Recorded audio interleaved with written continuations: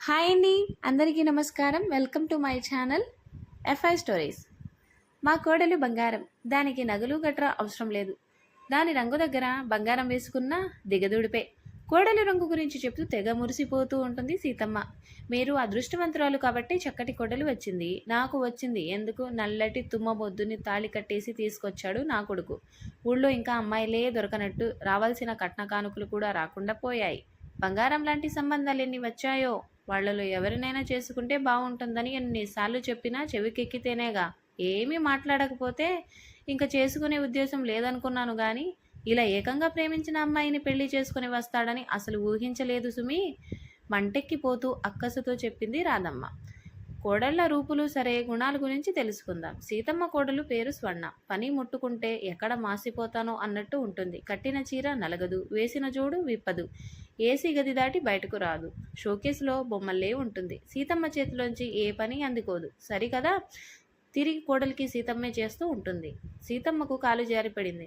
కాలు విరిగింది. చూడటానికి వెళ్ళింది రాధమ్మ. వాకర్ సాయంతో నడవలేక నడుస్తూ వంటగదిలో వంట చేసుకుంటుంది. అదేంటి సీతమ్మ, ఈ టైంలో విశ్రాంతిగా ఉంటేనే కాలు సర్దుకుంటుంది కానీ పనులు చేస్తున్నారా? ఇవన్నీ మీ కోడలు చెయ్యదా? మీ కోడలు బంగారం కదా? విడ్డూరంగా అడిగింది రాధమ్మ. ఏం చెప్పమంటావు రాధమ్మ? గుణం గురించి చెప్పుకుంటే సిగ్గుచేటని దాని పేరు గురించి, అందం గురించి చెప్పుకుంటూ ఉంటాను. మా కోడలు బంగారం అంటే నీకలా అర్థమైందా? బ్రతికినన్నాళ్ళు నాకు ఈ పాటలు తప్పవు అంటూ అసలు గుణం చెప్పింది సీతమ్మ.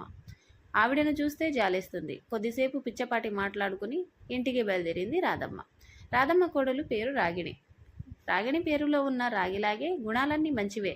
అయినా ఆ విషయం చెప్పాల్సింది, మెచ్చాల్సింది రాధమ్మే కదా. ఉదయాన్నే లేచి గొడ్లపాకు నుంచి వీధి వాకిలి వరకు తుడిచి అంట్ల గిల్లెనని తోమడం, బట్టలు ఉతకడం, వంట చేయడం ఒకటేమిటి, అన్ని పనులు గిరిగిరా తిరుగుతూ ఆ ఇంటిని గొడ్డు చాకిరీ చేస్తూ ఉంటుంది. అప్పటికే ఇంటి పనులన్నీ చేసేసి వంట కూడా వేడివేడిగా వండిందేమో. ఇల్లంతా మంచి గుమగుమలాడుస్తుంది. సరిగ్గా అప్పుడే వచ్చింది ఇంటికి రాధమ్మ. గుమ్మంలో ఎదురొచ్చిన కోడల్ని చూసింది.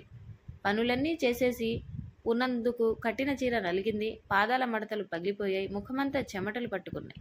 ఎండలో వచ్చిన అత్తగారి కోసం గబుక్కున లోనికెళ్ళి మంచినీళ్ళ గ్లాసును తెచ్చి అందించింది. వంట అయిపోయింది అత్తయ్య, భోజనం వడ్డించేస్తాను ఎంతో మర్యాదగా అడిగింది అత్తగారిని. కోడలు సపర్యలు చేస్తుంటే తలదించుకుంది రాధమ్మ. గుణవంతురాలైన కోడల్ని ఇంట్లో ఉంచుకొని సీతమ్మ అదృష్టవంతురాలు అనుకున్నాను. నా కోడలు రాగిణి కాదు, అసలైన బంగారం. అదృష్టవంతురాలంటే నేనే. ఈ బంగారం పనులు చేస్తూ మరింత కరిగిపోకూడదు. వెంటనే పని మనిషిని పెట్టుకోవాలి అనుకుంటూ నా కోడలు మేలిమి బంగారం అనుకుంది రాధమ్మ.